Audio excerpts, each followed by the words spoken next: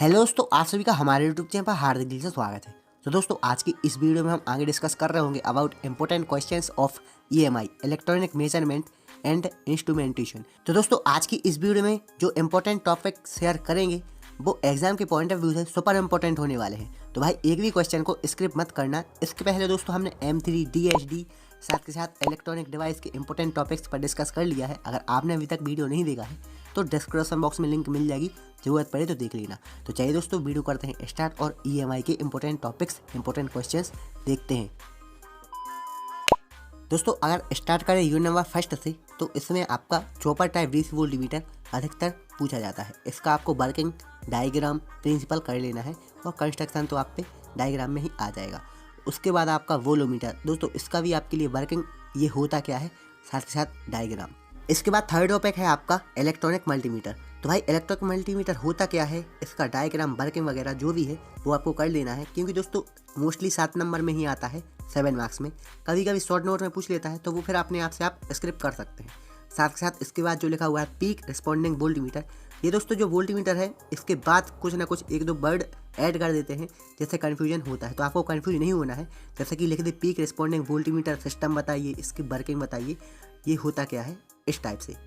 अब दोस्तों unit number first से आपका कभी कभी शॉर्ट नोट्स भी पूछ लेता है, तो आप ऐसा पढ़िएगा कि अगर लॉन्ग में भी आ गया तो आपसे बन जाए। जैसा कि आपका हो गया 4th और 5th नंबर पर RMS reading AC voltmeter and differential amplifier using 2 fats.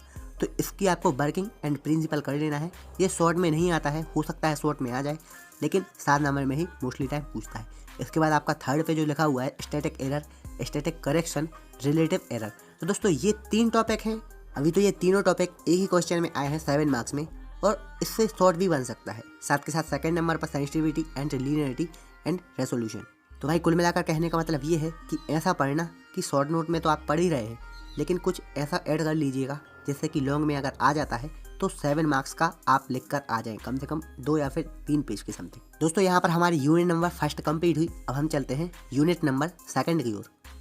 तो दोस्तों यूनिट नंबर सेकंड में आपके 2 पार्ट हैं, CRO एंड ब्रिजेस। तो दोस्तों CRO में से मोस्टली क्वेश्चन आते हैं यूनिट नंबर सेकंड में, और आपको बता दें कि भाई यूनिट नंबर सेकंड से अच्छे खासे क्वेश्चन आते हैं। इसका सिलेबस भी बड़ा है। तो दोस्तों CRO में आपको करना है इसका डायग्राम, वेरियस पार्ट, वर्किंग, इसका पर्पस होता क्या है, ये होता क्या है, साथ के साथ ये इसके जो टाइप्स है, जैसे कि आपका होगा ड्यूअल CRO, स्टोरेज CRO।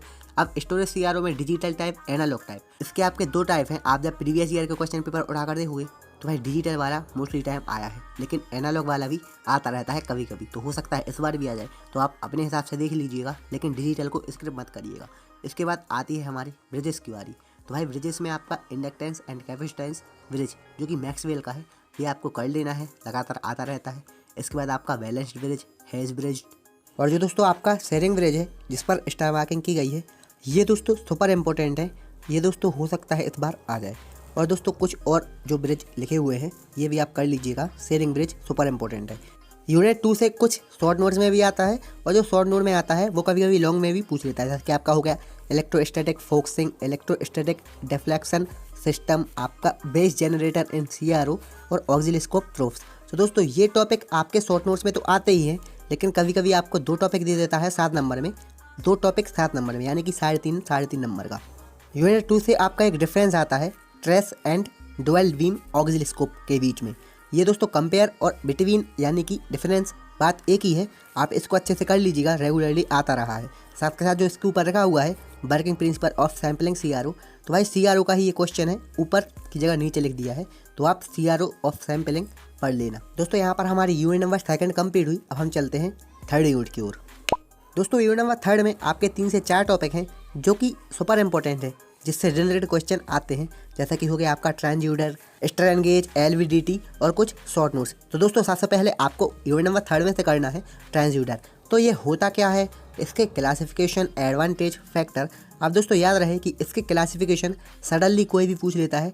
जो भी क्लासिफिकेशन है इसकी, ये 7 नंबर में एक क्लासिफिकेशन पूछ लेता है कि ये बताओ होता क्या है, इसका डायग्राम वगैरह, प्रिंसिपल वगैरह सब कुछ। तो ये आपको ट्रांसड्यूसर और ट्रांसड्यूसर के क्लासिफिकेशन अच्छे से कर लेना है। इसके बाद आपका स्ट्रेन गेज, इसको एक्सप्लेन करो, इसकी कुछ एक्सप्रेशन है, ज़्यादा बड़ी नहीं है, उसको आप कर लीजिएगा, वर्किंग एंड इट्स एप्लीकेशन। इसके बाद दोस्तों आप करिएगा LVDT, इसका वर्किंग प्रिंसिपल, डायग्राम, कंस्ट्रक्शन ज़्यादा टफ नहीं है, इजी ही है। अब यूनिट नंबर 3 से आपका कुछ शॉर्ट नोट्स में आता है RTD, RVDT, फोटो डायोड और पाइजोइलेक्ट्रिक ट्रांसड्यूसर। तो दोस्तों यहाँ पर हमारी यूनिट नंबर 3 कंप्लीट हुई और हम चलते हैं यूनिट नंबर 4 की ओर। तो दोस्तों यूनिट नंबर 4 में से आपको एक क्वेश्चन जनरेटर में से देखने को अवश्य मिलेगा। आपका function, shape frequency generator, square wave generator, इसका आपको तीनों का डायग्राम, ये होता क्या है और वर्किंग साथ के साथ कर लेना है। अब इसके बाद आपका ऑक्सीलेटर जो कि फ्रिक्वेंसी ऑक्सीलेटर है, इसका भी आपको डायग्राम, ये होता क्या है, साथ के साथ इसकी वर्किंग। ये ऑक्सीलेटर या फिर जनरेटर में से 2 क्वेश्चन आपको देखने को मिल जाएंगे। अब दोस्तों यूनिट नंबर 4 में से आपके लिए शॉर्ट नोट्स एक ना एक जरूर देखने को मिल जाएगा। LED या फिर LCD, साथ के साथ कभी कभी 7 नंबर में इसका डिफरेंट ही पूछ लेता है, तो आपको कम से कम 10 से 12 डिफरेंट लिखना है। इसके बाद आपका सेकंड पे है डिस्प्ले डिवाइस, थर्ड पे है आपका स्पेक्ट्रम एनालाइजर। तो भाई इसको अच्छे से तैयार कर लेना, शॉर्ट नोट्स को स्किप मत करना। इसके बाद दोस्तों आपका जो टॉपिक है हार्मोनिक डिस्टोरेशन एनालाइजर, इसका आपको ब्लॉक डायग्राम, वर्किंग प्रिंसिपल, साथ के साथ दोस्तों कभी कभी इससे रिलेटेड क्वेश्चन आता है। तो आपको अगर ये वर्ड मैच हो गया तो आप जो इसमें पढ़ के गए हो वही लिखना, क्योंकि इसमें ऐसा क्वेश्चन आ जाता है जो कि अभी तक कभी नहीं आया है। तो अगर आपको मैच हो गया वर्ड तो वही लिख देना भाई जो कि पढ़ के गए हो, क्वेश्चन कुछ भी हो। तो दोस्तों यहाँ पर हमारी यूनिट नंबर 4 कंप्लीट हुई। अब हम चलते हैं यूनिट नंबर 5 की ओर।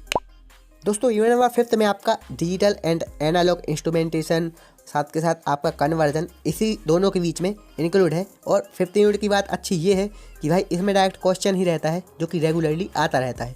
इसमें से आपका क्वेश्चन फर्स्ट हो गया, give advantage of digital instruments over analog instruments, also write about DAC। इसके बाद दोस्तों आपका सेकंड है R2R, ladder type digital to analog conversion, साथ के साथ ramp technique of analog to digital conversion. अब यहाँ पर जो क्वेश्चन लिखे हैं इन्हीं में से एक या फिर 2 क्वेश्चंस आपको डायरेक्ट एग्जामिनेशन में लिखे हुए मिल जाएंगे। टॉपिक नहीं दोस्तों, यहाँ पर सीधे क्वेश्चन ही मिलेंगे।